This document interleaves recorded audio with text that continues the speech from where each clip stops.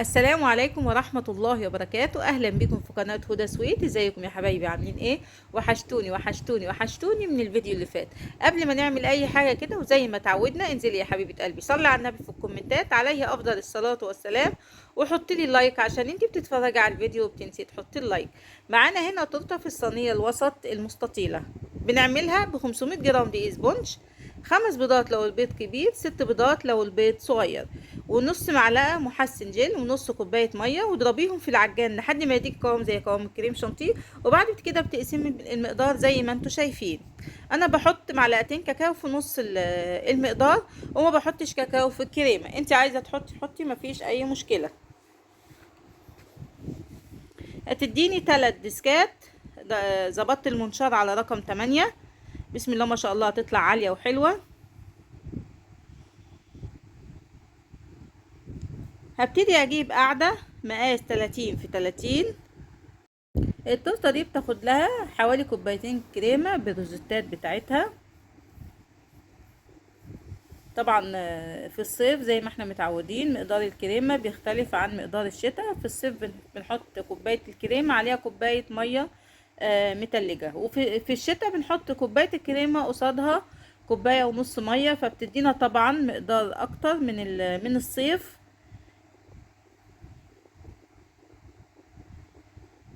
اول حاجه بتحطي قطعه كريمه كده على القاعده بتاعتك عشان خاطر التورته بتاعتك تثبت على القاعده وما تتحركش. وبعد كده بتحطي بقى كميه كريمه، يعني ما تزوديش قوي ولا تقللي قوي، انت حسب يعني ما انت شايفه كده. في ناس كتير قالت لي بتحط كتير، وناس قالت لي بتحطي قليل، لكن هي التورته مش هتاخد اكتر من الكريمه اللي انت هتحطها لها. بتبقى معروفة يعني حساب كل تورتة بتاخد لها كمية كريمة قد ايه. حطينا كده تاني طبقة، هنحط تالت طبقة معانا.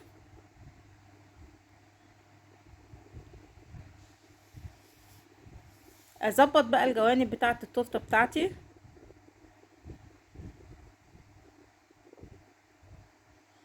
عشان خاطر ما تاخدش برضو مني كمية كريمة كتير وتبقى سهلة عليا في التجليس.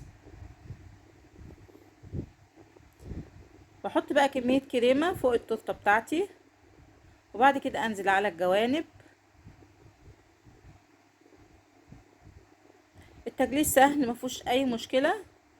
مع الممارسة ايديك هتاخد على التجليس ومش هتاخدي وقت. يعني احنا في وقت الصيف ده بالذات لازم تسرعي ايدك شوية، عشان خاطر لما يعني لو انت بطيئة الطرد دي بتاخد وقت كتير والكريمة بتسيح. اول ما اشتغلت كانت ممكن اشتغل مثلا ديسكين واحط في التلاجة شوية، اشتغل ديسك واحط في التلاجة شوية. دلوقتي الحمد لله ايدينا مشيت في الموضوع. اهم حاجة في الصيف بس تسرعي ايدك شوية عشان خاطر الكريمة بتسيح وبتعمل فراغات.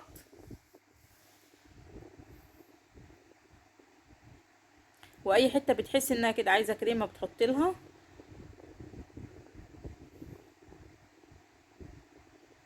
الله يعينكم في الحر اللي احنا فيه ده، مش شرط عشان الشغل، وقفة المطبخ نفسها بتبقى متعبة. الله يعيننا جميعا يا رب. بس طبعا الشغل في البيت ليه مميزات الحمد لله. يعني ما بتخرجيش وما بتركبيش مواصلات. اليوم اللي نفسك فيه بتشتغلي، اللي مالكيش نفس ما بتشتغليش. غير طبعا اللي بتشتغل بره بتبقى مجبرة انها كل يوم تخرج وتسيب اولادها وتركب مواصلات والدنيا حر وزحمة. شغل البيت الحمد لله فيه مميزات كتير. والله في مشاريع كتير ممكن تعمليها من البيت، مش شرط خالص يكون ترط. يعني في اللي هو شغل الاونلاين ده. اعرف ناس كتير بسم الله ما شاء الله يمكن جابت شقق من شغل الاونلاين احسن كمان من الشغل بتاعنا. احنا الشغل بتاعنا متعب برضو. ففكري يا حبيبة قلبي وان شاء الله تلاقي اي فكرة كده يعني تشتغل معاكي. بس هو بصراحة يعني بالنسبة لموضوع الاونلاين ده يعني بيبقى محتاج فلوس طبعا في الاول. يعني الشغل بتاعنا دوت ما في الاول خالص ما بياخدش برضه فلوس كتير، بتجيبي بس شوية خامات وشوية ادوات بسيطة كده. انما اي حاجة تاني انت بتحتاجي تجيبي بضاعة بفلوس عشان خاطر تعرفي تبتدي شغل. التورته بتاعتنا دي كانت معموله لطالبه في كليه حاسبات ومعلومات، طالبه يعني لسه ما خلصتش. فطلبت مني اللي هي عملت لها التورته، قالت لي اعمليها لها، حط عليها التبارات اللي انت بتحطيها يعني. فطبعا بعد ما جلستها التجليسه الخفيفه بتاعتها وحطيتها في التلاجة شويه عبال برضو ما خلصت اللي ورايا. عملت اللون اللي هو الايفوري ده، نقطه بني على نقطه اصفر. يعني اما بيبقى فيه تورته كده احط فيها تبرات، ما بحبش احط اللي هو يعني تفضل على الكريمه البيضه، بحب اغير بس لون الكريمه شويه كده.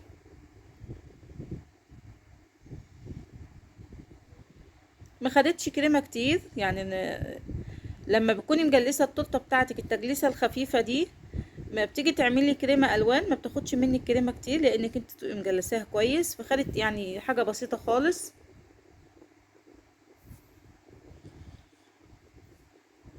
اظبط بقى الجوانب بتاعه التورته بتاعتي برضو بالسكرابر العادي مش المشرشر،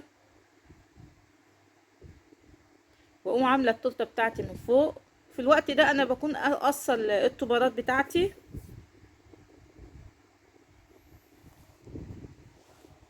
ظبطي كده الشرب ايدج بتاع التورته بتاعتك عشان تبقى هي مش هيتعمل عليها روزيتات ولا حاجه، فلازم تكون متظبطه. بسخن الاسباتولا بتاعتي اللي هي الاسباتولا الكبيره دي، زي ما انتوا شايفين كده. بعمل التورته من فوق، بتديها لمعه حلوه قوي وبتسويها، او ممكن تحطيها في ميه سخنه برضو.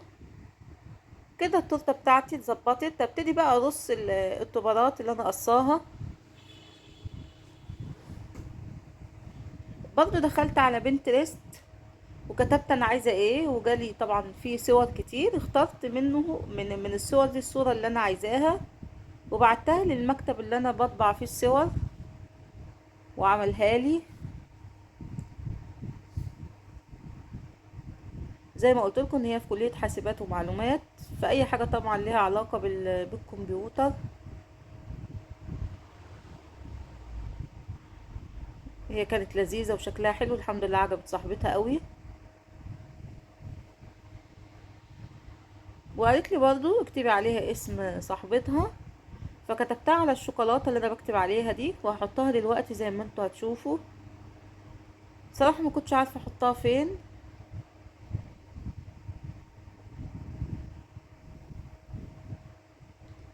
طبعا ببقى كاتبه على الشوكولاته واحطها في الفريزر عشان خاطر تمسك نفسها عشان ما تسحش. هنا انا حسيت ان التورته كده يعني محتاجه حاجه، فرحت جايبه اللي هو الدست الذهبي وحطيت عليه نقطتين زيت كده، وابتديت ارشرش على التورته بتاعتي. انا حاسه ان هي مش باينه قوي، بس بجد كان شكلها حلو قوي قوي. يعني الرشه بتاع الدست دي نطقت التورته بتاعتي، خلت شكلها كده حلو. يا رب تكونوا شايفين. وبعد كده جبت بقى اللي هو السبرينكل دوت الصغير، وبرضه عملته بالدست اللؤلؤي. انا ببقى عامله حبه كده في علبه، ولما بحتاجه بطلع وارش على طول. ودي كده كانت التورته بتاعتنا بعد ما حطيت الاسم وسندت ورا كده. حطيت له زي ما انتم شايفين ورا كده تحتيه 2 كريسبي عشان يتسند، عشان يبقى واقف سنه كده. وكان شكلها حلو قوي والحمد لله عجبت صاحبتها. يا رب قبل ما تشوفوا ولادكم كلكم كده حاجه تشرف. دي كانت تاني تورته معانا. صاحبتها كانت طالباها نص نوتيلا بيضة ونص نوتيلا بني، يعني هي كانت خدتها مني قبل كده برضو في الصينية الوسط المستطيلة. الخطوات اللي عملناها قبل كده عملناها فيها. مرضتش اعيد التجليس تاني عشان خاطر الفيديو ما يطولش عليكم. حبيبة قلبي لو وصلت لحد هنا ونسيتي تحط اللايك، بالله عليكي انزلي حطي اللايك.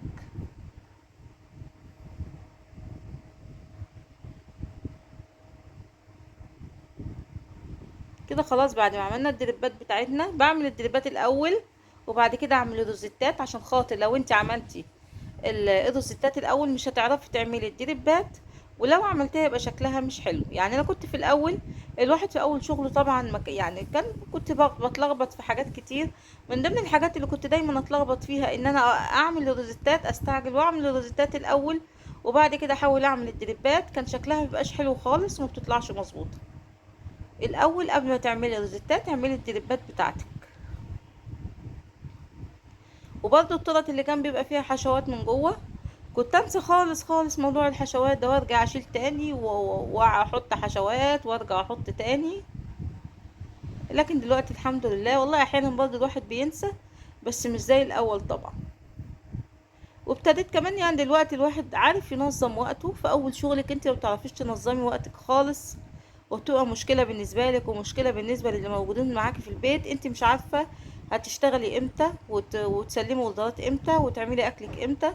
لكن مع الوقت انت طبعا بتقدري تنظمي وقتك. وكمان اللي موجودين معاكي في البيت بيقدروا طبعا ان انت بتشتغلي وان انت مش فاضية.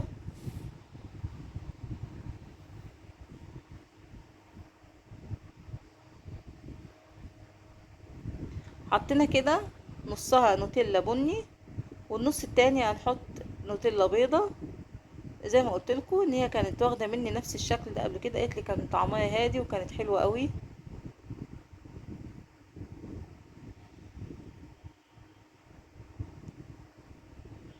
طبعا بنسيح النوتيلات دي بزيت، ما تكتريش بس في الصيف عشان خاطر بتبقى سايحه. في الشتاء بنسيحها والله وبتجمد. كل حاجه في الشتاء حلوه قوي. يعني مش الشغل بس، كمان الاكل اللي احنا بنعمله.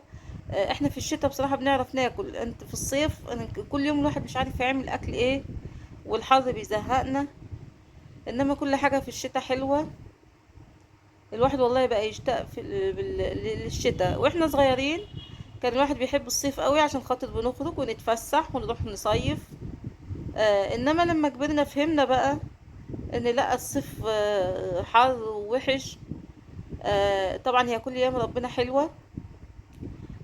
بس انتوا كده برضو ولا انا بس؟ يعني انا وانا صغيرة كنت بحب الصيف قوي، كنا بنخرج ونتفسح. دلوقتي ما عدناش طبعا بنتفسح زي الاول. وانتوا كمان كده ولا انا بس؟ كانت طالبة مني برضو ان انا اكتب بابا على التورتة، برضو بالحروف اللي هي الانجليزي دي. بتحط شوية شوكولاتة في المولد وتحطيه في التلاجة، يعني شكلها حلو وما تاخدش وقت. حطيت هنا واحدتين كونو. وبرضو في المولد السيليكون اللي هو عامل اللي هو الشوكولاتة الكيت كات دي، عملت فيه برضو صباعين كده. هحط جناش كده، اعمل خطوط بالجناش على الكونو ده. طبعا التزيين ده بتاعك انت بتحطي اللي انت عايزاه، احنا بس بندي افكار لبعض. ان شاء الله يا حبايب قلبي انتوا كلكم شاطرين وبتعملوا احسن مني كمان. اللي محتاجة اي حاجة بس تكتب لي في الكومنتات وانا تحت امركم.